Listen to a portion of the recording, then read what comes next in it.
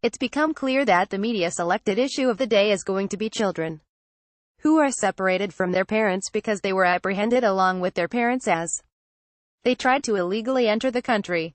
It seldom mentioned that these children were taken away from individuals who almost certainly committed a crime, or that we could easily put a stop to this by enacting actual border security strategies.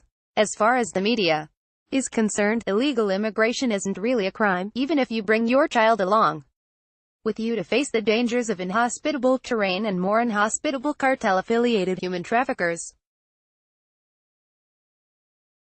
Nobody bothers to mention that maybe, just maybe, this doesn't exactly make you the greatest parent in the world. Another thing they're not going to be talking about is how parents in Michigan have been permanently separated from their son, all thanks to a hit-and-run driver who's in this country illegally.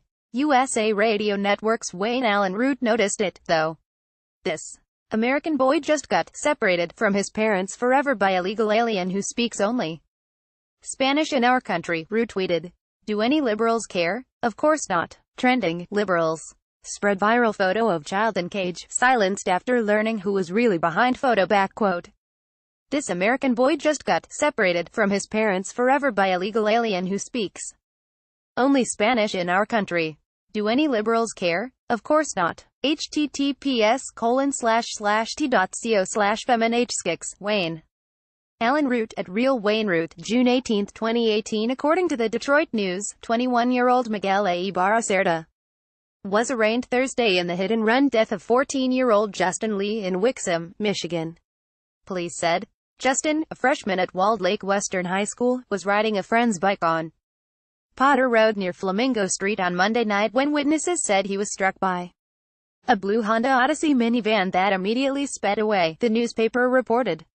The minivan had been driven in excess of speed limits and was on the wrong side of the road when the crash occurred, knocking Lee into a ditch.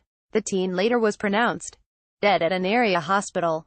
Police were led to the suspect through video that showed him leaving the area in a vehicle driven by another man, according to the news. The man contacted police. He, Cerda, had called the man and said he had been involved in a crash. He didn't tell him anything more. Wixom Police Chief Ronald Moore said the man didn't commit any crimes and was stunned to hear of the death. Cerda, a Mexican national who worked at a local Burrito King restaurant, was charged with reckless driving causing death and leaving the scene of an accident, which could result in 15 years behind bars. He pleaded not guilty to the charges. Bail was set at $350,000. Breitbart reported that Cerda was in the country illegally and had been trying to flee back to Mexico at the time of his arrest. Related, watch, CNN panel looks off. Camera starts twitching when asked to house illegals. We are so grateful to police for their quick work on this and making an arrest, Patty Warner Lee, the victim's mother, told reporters outside the courtroom, according to the Detroit News.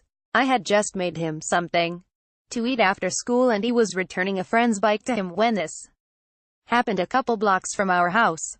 I remember him kissing me on the head before leaving the house and telling me he loved me, she added.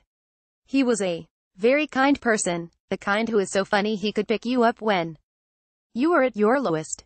One younger boy came by the house crying after hearing of Justin's death, she said. He told me how Justin had stood up for him when he was bullied on the school bus. He called my son his hero.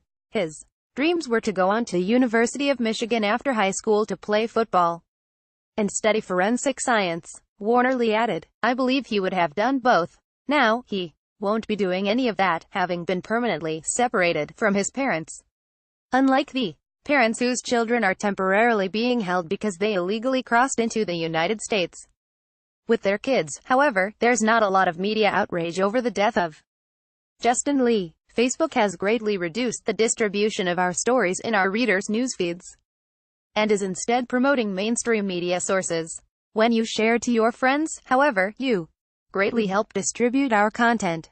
Please take a moment and consider sharing this article with your friends and family. Thank you.